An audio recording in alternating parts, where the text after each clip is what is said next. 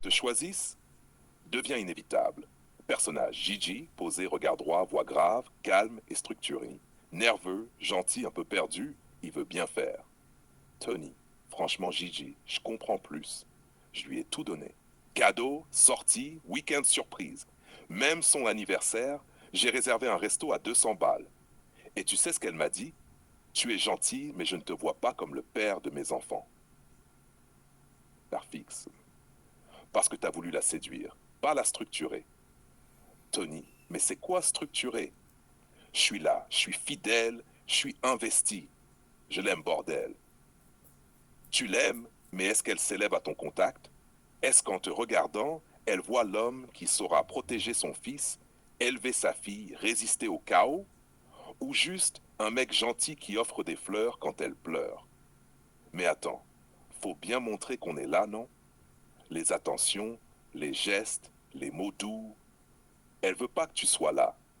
Elle veut savoir si quand tout s'écroule, tu tiens. Pas si tu tiens une rose, si tu tiens le cap. Mais comment tu sais qu'une femme te voit comme un bon père, un mari, quand elle te regarde sans admiration tapageuse, mais avec confiance silencieuse? Quand elle ne dit rien, mais qu'elle te suit? Quand elle cesse de rêver et commence à te construire une place dans son réel? Tony, alors tout ce que j'ai fait, ça valait rien. Non, Tony, ça valait quelque chose, mais pas pour bâtir une famille. Ça valait un merci, pas un avenir. Et toi, t'as jamais eu peur de ne pas suffire. J'ai pas peur de ne pas suffire, parce que je suis pas là pour suffire. Je suis là pour ancrer, porter, élever, trancher quand faut, me taire quand faut, rester debout quand tout le monde tombe. Elle ne veut pas un homme qui fait bien. Elle veut un homme qui la rend meilleure, même sans effort. Tu penses qu'elle regrette de ne pas m'avoir choisi? J'y sens méchanceté. Elle regrettera jamais un bouquet, mais elle regrettera toute sa vie de ne pas avoir choisi un homme qu'elle pouvait admirer, même quand il ne disait rien. J se lève, ajuste sa veste. Open quote. Un bon père, c'est pas celui qui joue avec l'enfant, c'est celui dont l'enfant admire la manière de parler à sa mère. Un bon mari, c'est pas celui qui fait rêver, c'est celui qui transforme les rêves en terrain solide. Close quote. Jay quitte la pièce. Tony reste là, seul, silencieux. Il fera un bon père et un bon mari. C'est rarement une révélation soudaine. C'est une accumulation de petits signaux, d'observations concrètes, de ressentis profonds et d'intuitions silencieuses. Voici les moments clés où ce déclic peut se produire. 1. Quand elle voit comment tu gères les conflits. Elle observe ta maîtrise émotionnelle, ton respect même dans la colère. Tu ne cries pas, tu ne blesses pas, tu cherches à comprendre. À ce moment-là, elle se dit, il saura élever des enfants sans les détruire. Il saura m'aimer sans m'écraser. 2. Quand elle te voit poser des limites avec fermeté mais douceur. Pas besoin d'être agressif. Tu sais dire non sans te justifier.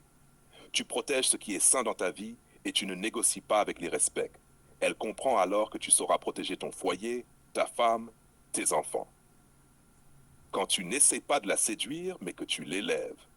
Quand tu ne lui offres pas des cadeaux mais des perspectives. Quand tu lui dis tu vaux plus que ça. Elle voit alors en toi un bâtisseur, pas un dragueur. Et c'est là que le mot mari commence à germer. 4. Quand tu es constant, tu ne séduis pas juste pour l'instant. Tu es stable dans le temps, dans les choix, dans la parole. Elle se dit alors, il tiendra debout face aux épreuves de la vie. 5. Quand tu regardes un enfant dans les yeux et que tu lui parles avec respect, même s'il ne comprend pas tout, elle voit ta douceur virile, ton autorité calme, elle t'imagine avec ses enfants. Et là, c'est fini. Tu es dans son avenir. 6. Quand tu refuses de l'humilier, même quand tu as raison. Tu pourrais l'écraser avec tes arguments. Tu pourrais la détruire d'un mot. Mais tu choisis de l'épargner.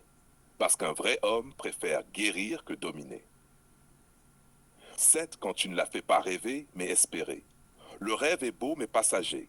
L'espoir est une promesse. Si tu réveilles en elle un sentiment d'avenir, un désir de bâtir avec toi, elle ne cherche plus un amant. Elle pense père, pilier, mari. Et parfois, quand elle te voit pleurer, pas comme une victime, mais comme un homme lucide, traversé par des émotions vraies. Elle voit ton humanité. Et c'est là qu'elle t'aime, vraiment. Tu veux savoir si elle s'est dit ça pour toi. Alors pose-toi cette question simple. Open quote.